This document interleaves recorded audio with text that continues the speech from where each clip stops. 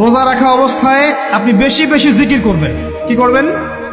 সুবহানাল্লাহ পড়বেন, আলহামদুলিল্লাহ পড়বেন, আল্লাহু আকবার পড়বেন, লা ইলাহা ইল্লাল্লাহ পড়বেন, লা হাওলা ওয়ালা কুওয়াতা ইল্লা বিল্লাহ পড়বেন হাসবি আল্লাহ ওয়া নি'মাল ওয়াকিল, সুবহানাল্লাহি ওয়া বিহামদিহি, সুবহানাল্লাহিল আযীম, সুবহানাল্লাহিল আযীম ওয়া বিহামদিহি। পড়বেন আস্তাগফিরুল্লাহ ওয়া আতুবু ইলাইহি, আস্তাগফিরুল্লাহ ওয়া আতুবু ইলাইহি।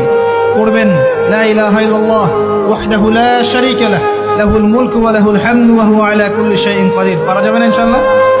বেশি বেশি পড়বেন। আরেকটা কাজ করবেন, প্রতিটা কাজ নবী সাল্লাল্লাহু আলাইহি ওয়াসাল্লামের সুন্নাহ মাফিক করার চেষ্টা করবেন। সুন্নাহ মাফিক। খাচ্ছেন তার সুন্নাহ মাফিক, টয়লেট করছেন তার সুন্নাহ মাফিক, ঘুমাচ্ছেন তার সুন্নাহ মাফিক। সুন্নাহর বইগুলো আছে না বাজারে, কিনে নিবেন। কিনে নিয়ে দেখবেন প্রতিটা কাজ কিভাবে করলে সুন্নাহ হবে। এই কাজগুলো করতে গিয়ে আপনাকে গভর্নমেন্ট বাধা দিবে, বিশ্বের পরাশক্তিরা বাধা দিবে, আপনাকে কি কেউ পিটাবে এগুলো করলে, জেল খাটাবে?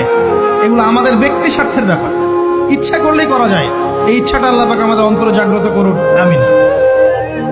একটা কাজে কথা বলবো, নর্মালি আমরা ফরজগুলোতে বেশি ফোকাস করি, ফরজ ওয়াজিবে। রমজান মাসের সুন্নত মুস্তাহাবে ফোকাস করতে হবে। রমাদানে একটা নফল আপনাকে ফরজের নেকি দিয়ে দিবে ইনশাআল্লাহ, রমাদান একটা সুন্নাহ আপনাকে ফরজের নেকি দিবে ইনশাআল্লাহ। তো রমজান মাসে শুধু ফরজ নয়, একটু সুন্নাহ সালাতগুলো, নফল সালাতগুলো একটু বেশি বেশি করার চেষ্টা করি। আল্লাহ পাক তৌফিক দেন।